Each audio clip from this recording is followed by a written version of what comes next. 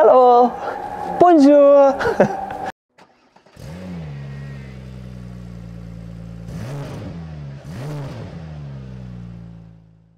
So, herzlich willkommen bei so einem neuen Video der Firma 9FF. So, wir gehen mal in die Halle. Heute gehen wir mal ein bisschen auf Thema Motoren und sowas ein. Ja, wie man schon unschwer erkennen kann, hier vorne stehen schon die ersten. Hier ist einmal 996 Turbo, das Auto ist gerade gar nicht hier. 3,9 Liter, kriegt 1000 PS. Wir fehlen jetzt gerade noch Lader und noch die richtigen Krümmer und ein paar Anbauteile und dann mal gucken, wie wir da weitermachen.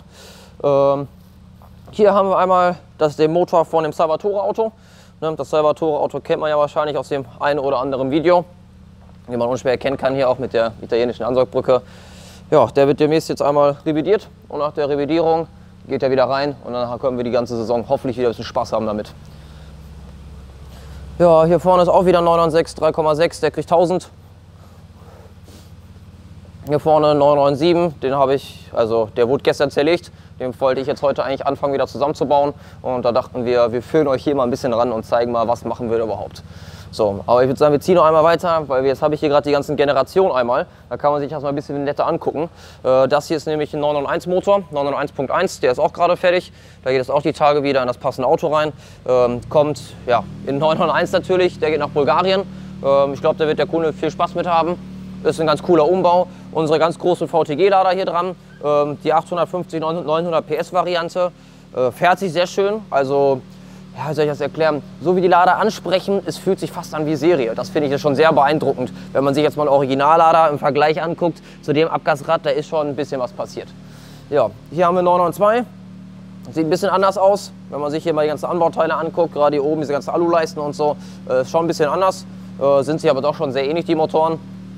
Der kommt jetzt aus dem Auto aus Polen. Der kriegt jetzt auch gerade so um die 1000 bis 1200 PS, auch große VTG-Lader. Da hatten wir ja auch schon mal, mein Vater glaube ich, mal was zu erzählt. Das sind natürlich schon ganz schöne Orschis. Das ist schon ganz cool. Ich glaube, da wird man viel Spaß mit haben mit dem Teil. Naja, gehen wir mal auf das Thema 997 ein, was wir eigentlich machen wollten. Ne? Oh, komm mal mit, Matti. So, also, das hier ist der Rollwagen zu dem Auto. Jeder der Motoren, die wir auseinanderbauen, kriegen immer einen eigenen Rollwagen.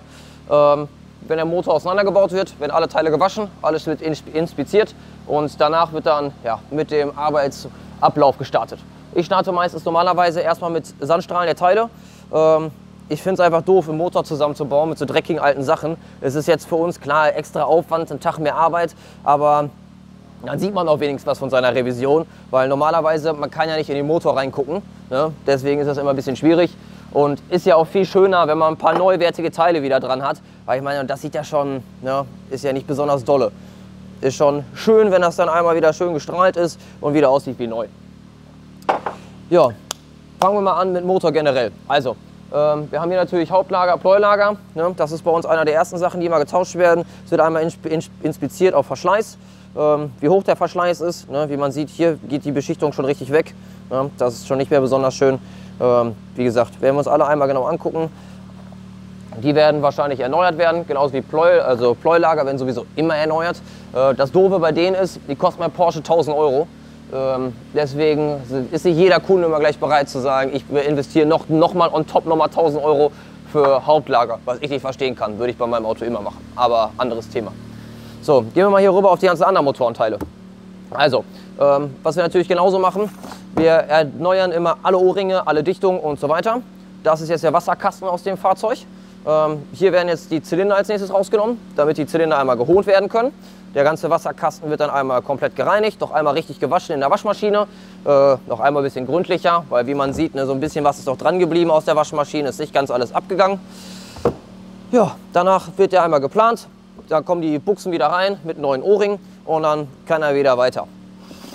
Das gleiche natürlich, wir gucken erstmal überhaupt auf Verschleiß der Buchse. Wie groß ist die Buchse schon geworden? Ist sie noch im Toleranzbereich oder müssen wir sogar neue kaufen? Neue kaufen ist mal doof, weil bei Porsche muss man die Buchsen immer mit Kolben zusammen kaufen. Ich glaube, das sind um die 8000 Euro. Das ist natürlich schon ein Haufen Geld. Das heißt, der Kolben wird natürlich genauso geprüft. Und bei denen sieht man aber schon optisch, die sehen eigentlich noch aus wie neu. Ich glaube, da ist Verschleiß fast null. Werden sie natürlich trotzdem kontrollieren. Genauso wie das hier wird genauso gestrahlt, die Oberfläche wird gestrahlt, der ganze Feuersteg dazwischen wird gestrahlt, damit alte Ölkohle und sonstiges halt rauskommt, damit er wirklich wieder ist wie neu. Das gleiche passiert hier natürlich auch mit dem Zylinderkopf. Der Zylinderkopf wird auch komplett überholt. Das passiert eigentlich in jeder Stufe. Also das ist komplett unabhängig von dem Tuning. Das machen wir immer bei jeder Motorrevision, gehört das einfach dazu.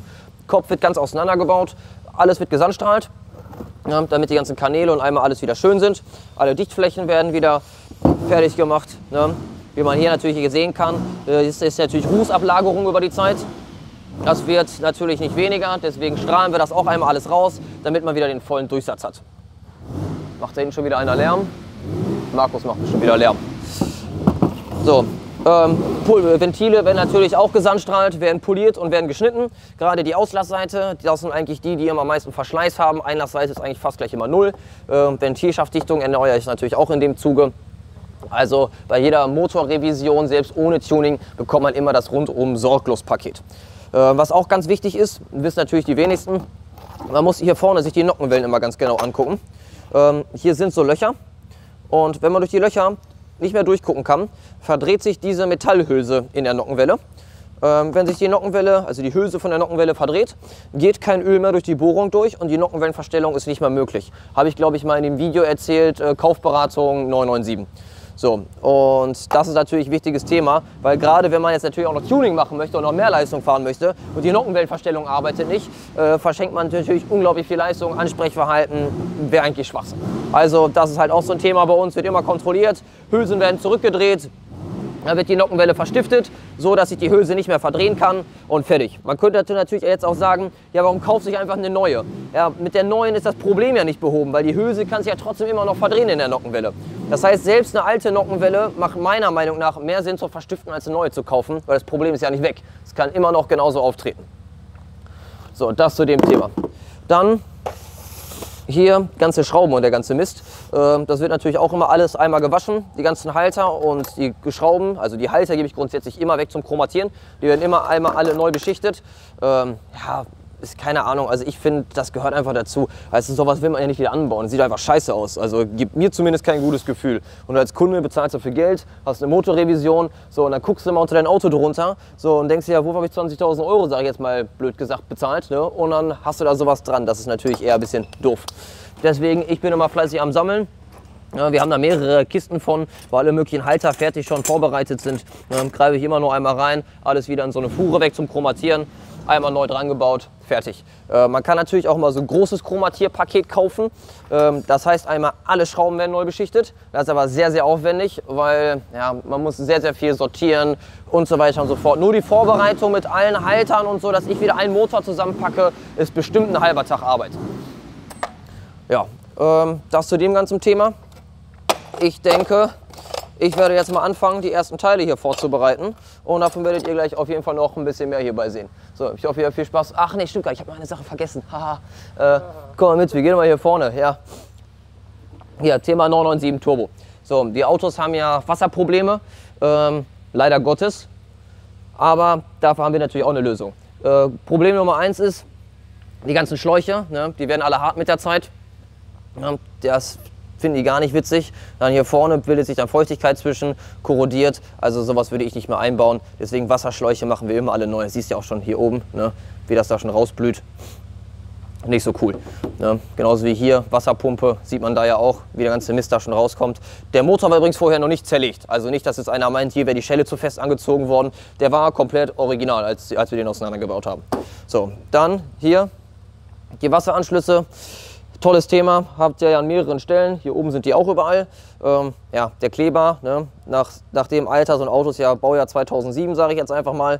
Der Kleber wird natürlich hart, porös und dann fallen diese Anschlüsse raus. Ja, also wir haben die jetzt nicht mit dem Schlauch rausgezogen, sondern als wir den Motor aufgemacht haben, alle Anbauteile abgebaut haben, hat man schon gesehen, der Schlauch war nur noch bis hier vorne. Also das ist fast rausgefallen. Das kann jederzeit bei jedem Auto passieren. Ne? Hier unten das Gleiche. Hier sieht man auch schon, wie der langsam rauswandert. Sieht man ja, ne? Normalerweise dürfte man ja nichts von dem Kleber sehen. Ja, das passiert halt leider bei allen Teilen und deswegen muss man die eigentlich immer rausziehen. Einmal Sandstrahlen, einmal vernünftig neu verkleben. Wir polieren halt auch noch immer die ganzen Anschlüsse, damit es nett aussieht. Ja, und dann kann das alles wieder zusammen.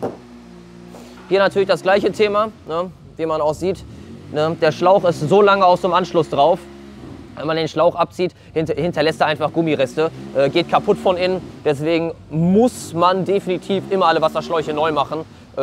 Ich finde, es macht auch keinen Sinn, da jetzt 100, 200 Euro zu sparen. Am Schluss muss man so einen Motor wieder ausbauen, wieder umbauen und so weiter und so fort. Das ist so viel Action und so viel Zeit, die man sich sparen kann, wenn man einfach ein bisschen Geld in die Hand nimmt und solche paar Kleinigkeiten macht.